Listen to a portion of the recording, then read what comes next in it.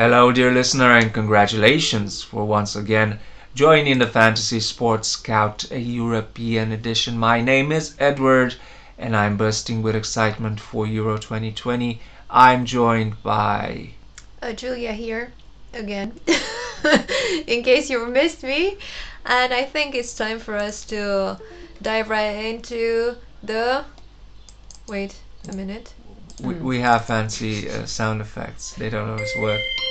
But that's our sound effect for group preview. We're today talking about Group E in Today we're Euro going to talk about 2020. Group E, and I think time for us Go, to Julia. start with Spain. I think Spain is the one that everybody knows about the most, and they have most stars. And obviously we have La Liga, which is another, very famous championship from Europe. And let's see who plays for Spain in this Euro 2020. Okay, so it's a Spain is one of the most interesting teams. Obviously, they dominated international football for almost 15 years.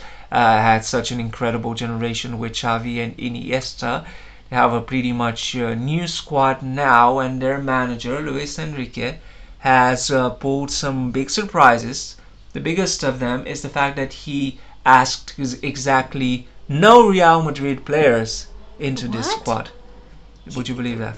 He said that he doesn't want any players from Real Madrid in his team. No, he didn't actually say Okay. that, but he didn't ask any Real Madrid players So into it the was squad. kind of a coincidence, but somebody noticed that none of them were asked to join, right? I think it's the first time in Spain's history.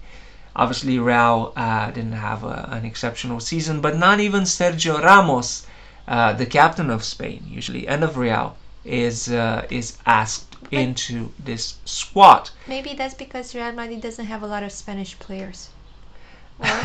Or is it? It's a mix. They do have some international players as well, but that doesn't mean that Spain doesn't have an interesting squad. And I'm emphasizing the word interesting because a lot of these players haven't really proven themselves on international level just yet. But they're playing for really big clubs in Europe. We have players from Barcelona, Valencia, Manchester City, Manchester United, uh, Paris Saint Germain. Where are you going? Go back, scroll. Okay, Napoli. Right, so really big teams. I don't know. Yeah, a real assortment of big clubs, but Liverpool. the fact is that players like, let's say, Rodri from Manchester City, of course, does great there, hasn't really proven himself. And there are a few like those. Marcos Llorente was exceptional for Atletico Madrid this season. So was Gerard Moreno for Villarreal, who won the Europa League. Will they be able to cut at international level? They're one of the favorites in the tournament, but for once in a long time, I don't think their supporters are that optimistic. I'm just curious. I just noticed that one of their goalkeepers is David De Gea, which is the goalkeeper at Manchester United. And although I really, watch Manchester United mostly because of you, because you're a big fan, in case anyone has any doubts. I remember we recently watched the final of Europa League, in which United played against Spanish Villarreal. team Villarreal. Yeah, and it was spectacular because they got to the penalty stage of the game. How is it called? And all the players from both teams had to do the penalty, and then even the goalkeepers had to do it, and in order to decide who's going to win, because everybody was scoring, and then De Gea was the one who didn't manage to put the ball in the goal. Yeah, so it was kind of weird, but then again, he's a goalkeeper, so usually he's never asked to score a goal, so that was rather unusual. But I'm just guessing that it was a huge pressure on him, and he must feel a bit, disappointed. But then again, he's a goalkeeper, not a forward or anything. De Gea won't probably be asked to take a lot of spot kicks this time around. Yes. But he might not even be asked to defend them. Obviously, he hasn't been in incredible form recently. And Unai Simon from Athletic Bilbao might be the starting keeper. We don't know yet. What we do know is that Luis Enrique tries to play this style of football that is mostly associated with Barcelona, usually in this robust 4-3-3 system. There's Julia, a lot of passing going on. Basically, Spain is a team that likes to keep possession. And if you look at their midfielders, there's a lot of talent and skill there. I'm especially thinking of Thiago and the aging Sergio Busquets. One player, or let's actually focus on a couple of players that I think fans should watch out for, might not be very familiar, are Dani Olmo from RB Leipzig, who I confess I didn't even know he was Spanish until recently. Okay. But he's one of those, like his teammate Sabitzer, who we talked about, Marcel Sabitzer. Dani Olmo has a great amount of skill. He can play in a number of positions. He can really take up responsibility. And there have been a lot of talks of teams like Spurs and even Manchester United looking at him in the past. I think he could be one of the breakout stars. I just want to mention, you just said Spurs, and for people who don't follow Premier League, that's Tottenham. Yeah. Yeah. Okay. So basically, most big clubs, have nicknames, and Spurs is a nickname for Tottenham in Premier League. Yeah, exactly. So if you look at the squad, what worries me is that I'm not sure they have a clear leader, which didn't happen in the past. But there are definitely some exceptional players in all positions. I'd also watch out for Gerard Moreno and Mikel Oyarzabal, if they do play. Moreno scored against Manchester United in this final. He's a forward at Villarreal. Yeah, he's very skilled. And Mikel Oyarzabal, I think he's playing for Real Sociedad, and I've rarely seen a Spanish striker with more potential. He can be exceptional. I don't know if he'll start. I'm thinking probably Enrique will go for Alvaro Morata, who obviously played for Juventus last season. He'll be back at Atletico Madrid. But Spain, I'm predicting they could be they're one of the favorites. Oh, okay. One of the favorites to win the tournament. So basically, you're looking at this very big football news website, and they're ranking it as one of the favorites, and I can understand that they are. But I don't. But I think they could also be one of the big surprises of teams that goes out very early. Yeah, I think there is also a big chance that they do not qualify. That's what I was going for, because I feel that the team is a rather good team when you look at the players individually, but I don't think they feel as a team. Right. Yeah, so that's my take from a very non-football person. So I think I might be wrong. Not qualifying would be a disaster in Spain, but for whom it wouldn't really be a disaster for any of the other teams, or at least two of them. Okay. And let's talk about another of the more famous ones. Let's talk about Sweden.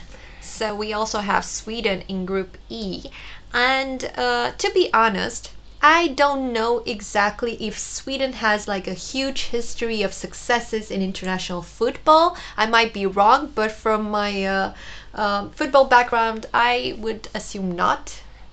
Swedish people are usually very nice and polite, so I'll just go out and say it. They don't do badly, but man, are they such a boring sight to watch usually. They're an excruciatingly ugly team to watch in the past, because most of their style was just this physical football style with very little flair. Obviously, they had a few really big performances, like in the World Cup in 1994. They made it all the way to the semi-finals. Weren't really one of my favorite teams, except for a few exceptions. But this time around, even though Zlatan Ibrahimovic, who is 100 years old, He's not. He was gonna be in the team. He got injured. Oh. They actually have a few really exciting players playing outside of Sweden. So we might actually see some skill.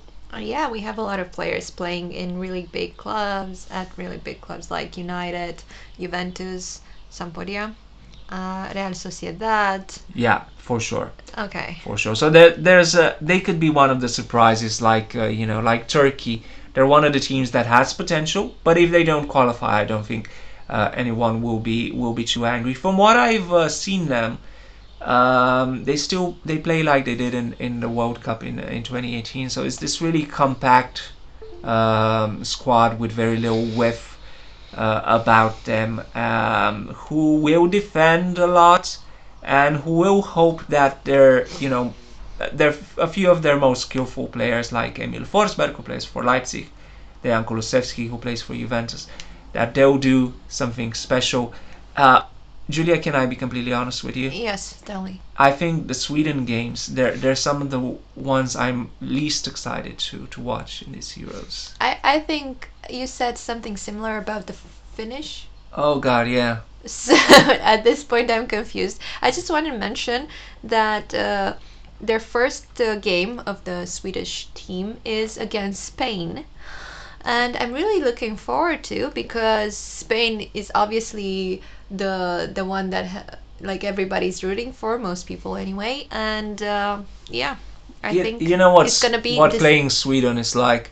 It's like when you go do your taxes.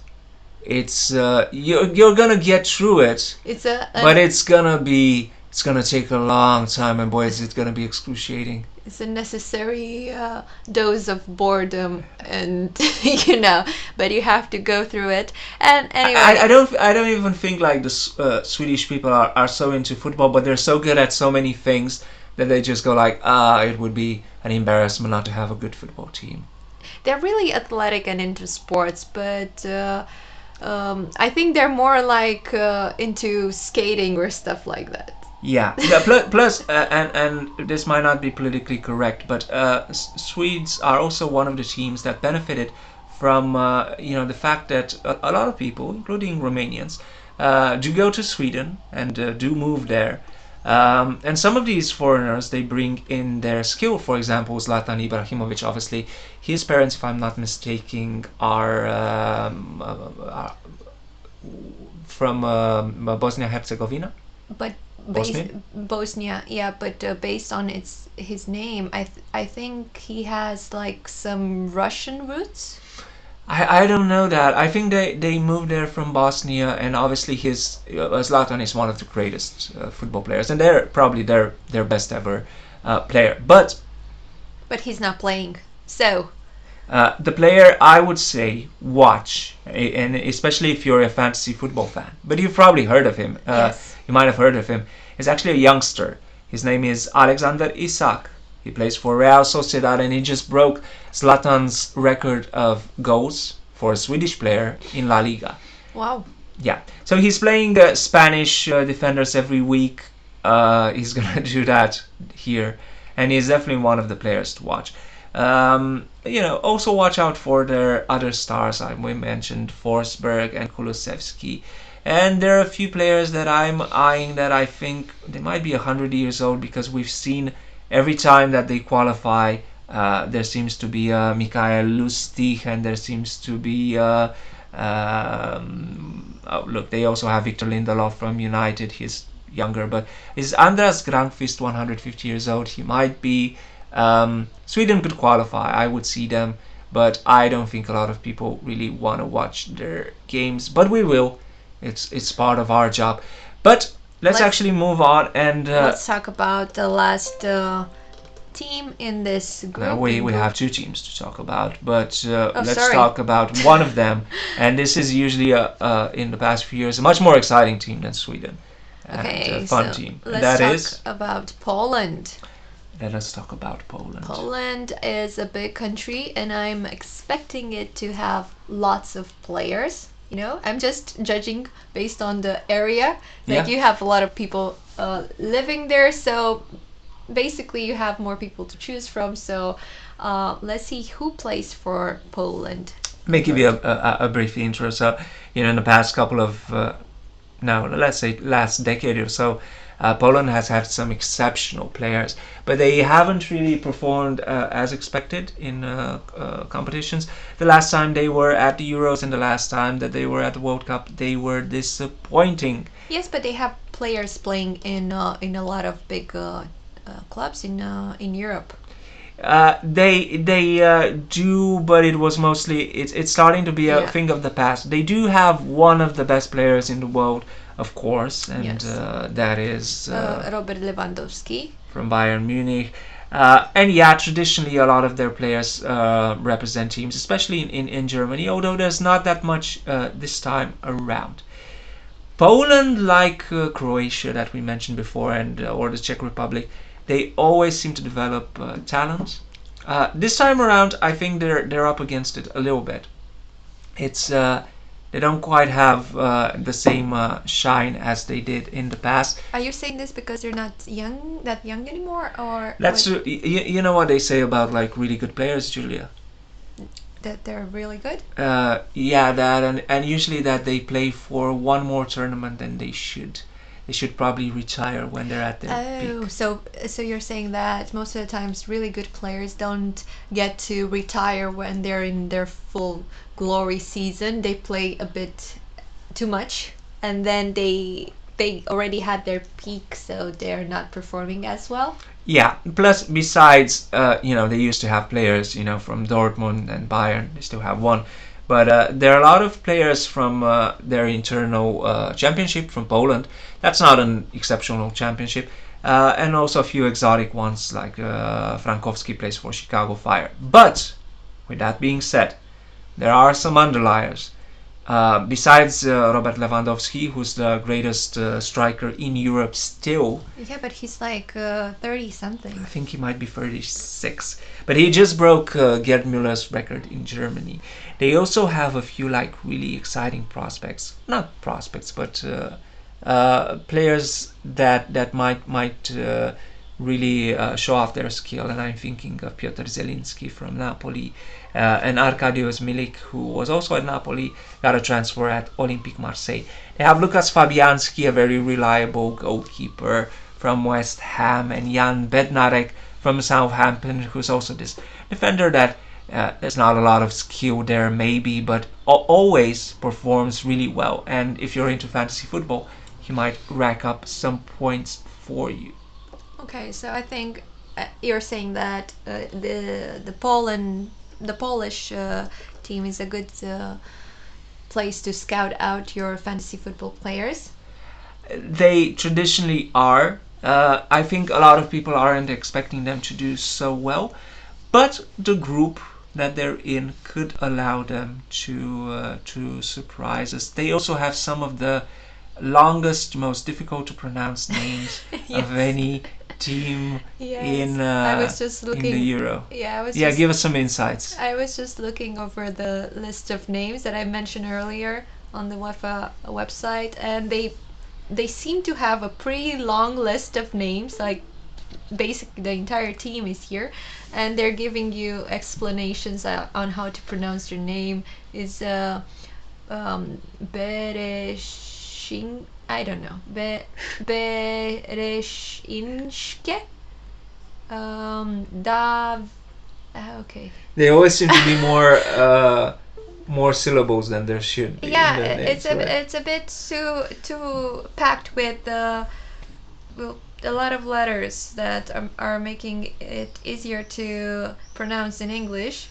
How did you like traveling to Poland, by the way? Oh yes, we've been there together actually 2 years ago, and it was on a road trip. It was really nice and interesting, but boy, that country is huge. Like we literally had to go from south to north and then back during our road trip, and it seemed like Poland was never ending. Like we could never reach the border, and it's nice, it's Central Europe. It's nice, but oh, that's huge. Yeah. Yeah, and actually going from one Central European country to another that I think you've also visited as well. A very beautiful country actually, but a team that not a Yeah. lot of people will expect to perform that well. Yes. We were going to talk about Slovakia, Slovakia. which is a neighbor of Poland. Yeah. And who have some great beer, but you have to scout it out because most of their beer there is actually made in the Czech Republic.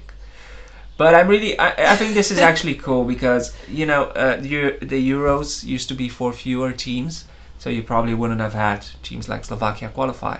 But I would say that I'm excited. I hear that Slovakians aren't as excited as I am.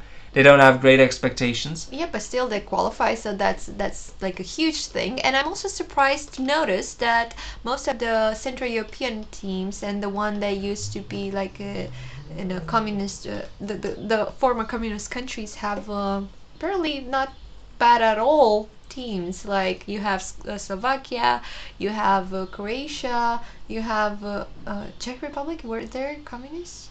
Yeah. They Yeah, were for a while. so that's They were very pretty interesting. communist. Romania was also a communist country, but you have Russia, not saying anything bad about it, and you have Ukraine, So I think it's very interesting that they're so much into sports and football, and yeah, I applaud them for that.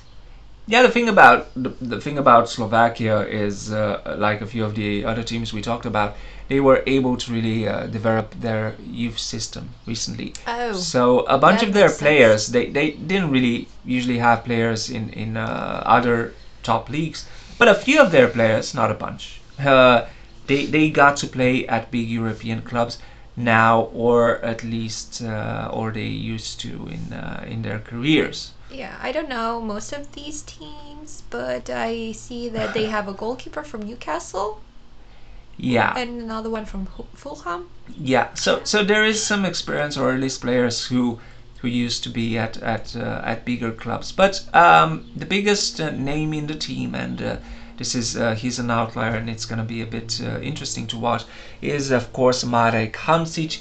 He's their legend and also a legend for Napoli. He actually left Napoli a couple of years ago to play in China. He is back in Europe playing for Göteborg. A lot of people will be watching him, and there's actually a strange story I heard, Julia, that the Mario Hamsic has been given the opportunity to train on his own for the past few months, just so he can be in tip-top shape for the Euros. You don't hear that very often. I mean, are you trying to say that he didn't have to join the team for the trainings? He was allowed to train on his own? I think something like that, but it's mostly the thing that he is rather old. He hasn't played at this level for a long time, but he is their most famous player, so they're like bending backwards to accommodate him, just so that he will play. Yeah, but this is a team sports. Like, did he get the memo? I'm just, like I get it. You're kind of, special and kind of the star of the team, but still, when you're expected to play in a team, I Yeah. assume you need to, train with your team. And the other really big star of the team is Milan Skriniar. He plays for Inter Milan. Really one of the best defenders in Serie A. Obviously, just having one top or a couple of top players in, especially defense, doesn't guarantee that you'll do a lot. They're one of the teams that are expected least to perform well, even by their own supporters. Oh. So everything that they do is a bonus. But I don't think they're going to be a team that, especially since, like you mentioned, they have Martin Dubravka from Newcastle in goal. I don't think they're going to be a team that lose by a sensible amount. Although, when you're playing Spain and Poland, you never know. Yeah, so the thing is that the first game of this group is Poland versus Slovakia, and as we mentioned, Poland has a pretty good squad, so that might affect the morale of the Slovakian team. Yeah, you might get really depressed if Lewandowski scores a hat trick against you. But I think all in all, it's really a bonus that they did qualify. There's so many players so many teams that haven't. And there are a few players to watch. Obviously, you've probably heard of Vladimir Weiss, like I mentioned, Milian Skriniar, Martin Dubravka. Um, but a lot of players either in active in the Slovak league or in lower tier teams in Europe, teams like Slavia Prague or Groningen. They might surprise us, but as mentioned, they might actually do what most people expect them to and just go home So pretty quickly. the question is, would you scout them in your fantasy football squad? I think when it comes to like the first game, there are definitely a few players I would. I mean, I'd love to have Milan Skriniar on my team whenever. If I, they're playing. I'm sure Martin Dubravka is gonna have a lot to work with, just because like he's gonna have like goals, shots non-stop, like bam, bam, bam, bam, bam, and that brings a goalkeeper a lot of points in some daily fantasy games. But the rest of them, I would scout them after the first game. So if they don't lose 5-0 to Poland, I'll go Sweden. Yeah, I think I'll have a few of them. Yeah. I'm really curious about Marek Hamsik, but given that he hasn't really played in at top level for a long time, I wouldn't get my hopes up. Yeah, I just want to mention a rather interesting thing that I noticed. This group plays in St. Petersburg and Seville, and I just wanted to mention that it looks kind of extreme, to have one game in St. Petersburg. It's summer already, but still, Russia is not exactly holiday destination. In June it could be still cold, and then you have Seville in Spain, and that's already too hot, I think, and it's kind of extreme, I know. Yeah. Plus, the trip there, that's gonna take a while. Yeah, it should be interesting, and this is a group that could promise a few surprises. But let's actually go to one of or my favorite segments.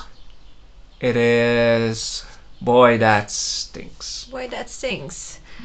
We Uh, cannot mention anything just yet. We need to see them playing first, but But there is something that does stink, and it's the fact that a player that calls himself God will not be at the Euros, unfortunately, and that is a pretty injury-prone Zlatan Ibrahimovic.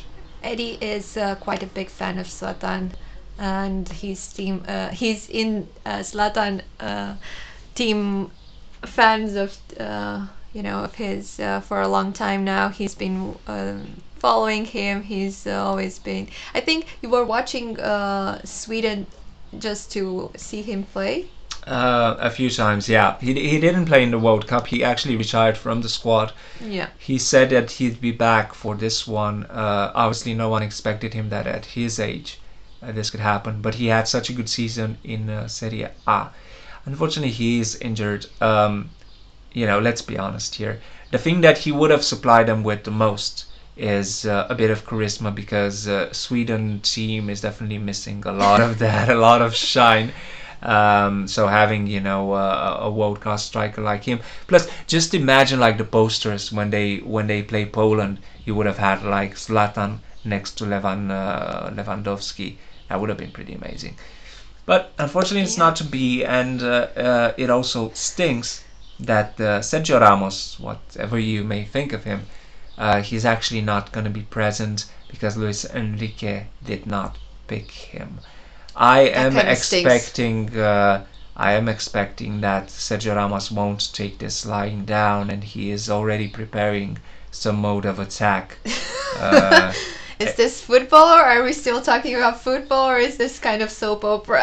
When it comes to Sergio Ramos, I'm not sure if we're talking only about football, but also about some contact sports. Contact sports.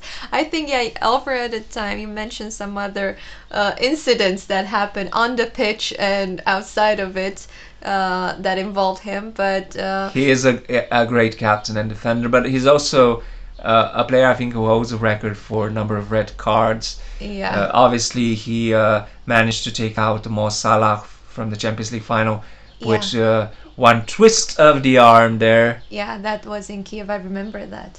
Yeah. So it's things that we won't have them. Football stars, they do move the needle, whatever people say. Yeah, but still, we cannot say that it's like a complete bummer. Like, football can still go home, and I'm sorry for the rest of the teams, but, it's just. I'm just kidding. We don't know yet. Yeah. Maybe we'll go to, Do you think that any of these teams are, sure to qualify? No, that's the weird thing. Normally, I would have said Spain, no problem. But the fact that they have such an unexpected squad, might make them a big surprise. Poland has also done so well recently, but they have an aging squad and not as many stars as they used to. But let's head over to our final segment, and it's near and dear to our hearts. So. We're gonna talk about fantasy football advice, and we have Eddie, our expert here. Yeah, so regardless of the fantasy football game that you're playing, you definitely have some players to watch for in these groups. Of course, if you're going for stars, you're probably gonna want to look at players like Lewandowski. But there are a few, let's call them dark horses in these groups. For Sweden, you have players like I mentioned. Alexander Isak might get a few chances to play.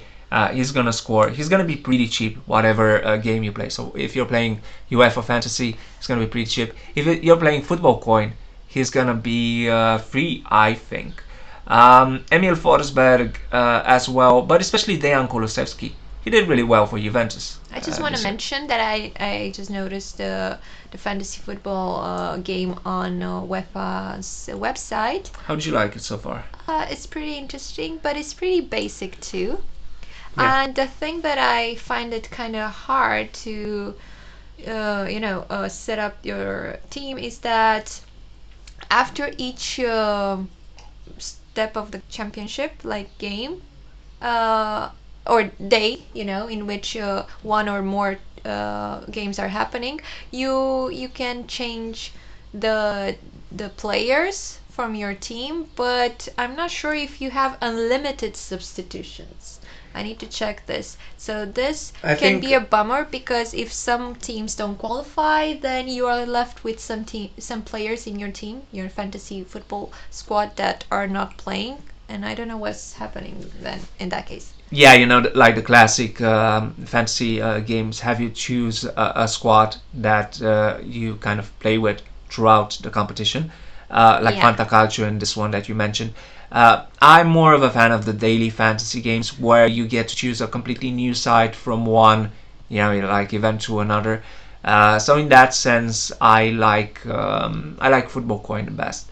I know there are a few alternatives. I know Fantacalcio is doing a fantasy game that I've yet to check out. So rare. There's also a crypto game that's doing a few things, but pretty hard to get players in there if you're not willing to spend thousands and thousands of dollars. But if you're looking for some actual rewards, just win stuff, but also a game of skill, so not gambling. I would say fantasy football from FootballCoin is really good. There are also some alternatives in the gambling sense, like FanDuel. Those are really good. But yeah, that's gambling, and it depends what you think about it. When you're choosing your fantasy football team for this group, I would, I would definitely think you have to go a bit in depth with the scouting. Most of the players from Spain, for example, they'll be pretty expensive whatever game you play. But players like Thiago and Rodri, just great passers. They should bring you a lot of points. I also want to see Gerard Moreno, I guess, and Mikel Oyarzabal. There are two strikers that I really like. But besides that, I think you're gonna find some really surprises after the first one or two games from the other three nations as well. Not necessarily, stars. Okay, so I also remember that, and we talked about this in our first podcast. Usually, even if a team is not expected to perform well, it can deliver some surprises. And I want to ask you, Eduard, from your experience, your extensive experience of watching international football and other championships, do you think that if a team, let's say, I don't know, pick whatever, I don't, for example, Poland, let's say, if they start well, like their first game, they perform really well, does that carry on with them for the entire championship? Like if a team that you are not expecting it to perform that well does like really good job for during their group stage, do they play like really good after that as well? That's a really good question. I think, yeah, I think so. Especially if they manage to grab 3 points, because there are only 9 points in the game, basically It's in getting in the group. complicated now. No. I mean, you have 3 games, right? So the maximum points you can win is 9. If you get 3 points from your first game, 3 points is actually a big chunk of it. So you're already thinking about qualification, and the other teams are as well. So you're getting 3 points if you win the game. Yeah. So for example, let's imagine Spain doesn't perform that well, and they only manage draws in their first 2 games. Yeah. So how many points? They've only managed 2 points. Their final game, they're gonna be nervous as hell to win it, Oh, I understand. because you can't really go through with 3 draws. You have to beat at least one team. Okay, you Maybe have to 2. win. Have to win at least one game. Yeah, I'll be honest with you. It's gonna be usually the European Championships are pretty safe. Like teams, they don't press that much, they don't attack that much. But eventually, they're gonna have to, because, like I said, if you get 3 draws and just play beautifully, but just get 3 draws, 3 points shouldn't really qualify you. So with the draws, you get 2 points or one? With draw, you get 1 point. You said two. That's why I No, got confused. Oh, sorry. No. I meant if you get like 3 draws, so 3 points, that's not gonna be enough, probably. Okay, so the point is that if a team plays well during their group stage, then the chances are they're gonna do well in their next stages. Like I'll tell you right away what Sweden's gonna do. What they do all the time. They're gonna try and like kill the game and grab a draw against Spain and Poland. Yeah, but that's not And the point. and they're gonna try and beat Slovakia because they think they're a weaker side. Oh, so they have like a strategy for yeah, the yeah, group. yeah. Okay, so all the teams have like a strategy? Like for this game, we're gonna play like this, and then for the other ones, we're gonna adopt a different strategy. It's like that? Pretty much, unless you're like a really big team like Spain, in which case you're kind of expected to win your games. Because I was thinking, excuse my ignorance, that we are watching football, and the point of the game is to win the game. And like score goals. And score goals, that's what people want to see. That's why we have Euro 2020 with lots of sponsors and everything. So people are watching for the spectacle, for the entertainment. Yeah. I watched it, and you watched it with me. Like the thing is, we watched the Champions League final with my dad. And like my dad wasn't having it. He was like, a lot of people called it a great match, but it was so technical and boring for people who are looking to see something spectacular happening. At this point, after watching a lot of football with you, I could see some of the things that you were trying to explain. Yeah. But as you said, a lot of time it was like watching a game of chess played on a football pitch. Plus, how long is a game of chess typically? It can even be a few minutes. A game of football is when you take in like the preparation and the halftime. It's 2 hours. Yeah. Like it's 2 hours for every game. I'm gonna see every game in the group, but I'll be honest with you, I love football to death. I'm not that excited about seeing like Sweden or Finland. So we're going back to that. Yeah, I mean, unless you're really invested in Sweden. Or you're Swedish. You're Swedish. Perhaps. It's not a lot of fun. People are saying some rules should be changed just so football can be more, just bring a bit of spectacle back. I don't think you can because of tradition. But yeah, that's something like the sponsors, they're paying for like goals and dribbles. Is there going to be a lot in this group? Don't hold your breath for it, folks.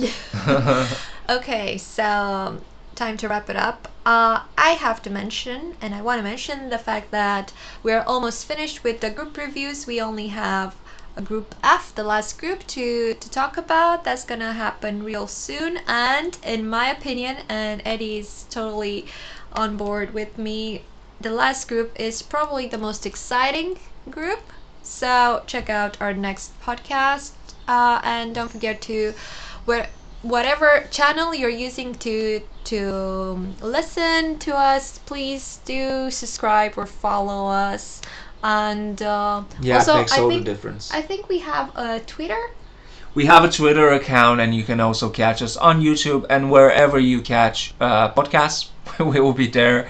Any sort of support, it does make the world of difference right now. And I was trying to convince Eduard that maybe during the games and for the entire Euro, we can, send out some real-time tweets with our honest opinions. So if you read something really stupid, it's probably me. that actually sounds like fun. Yeah. Okay. Let's think about doing that. So talk to you real soon, and that's a wrap. That's a wrap. Until next time. See you. Bye bye.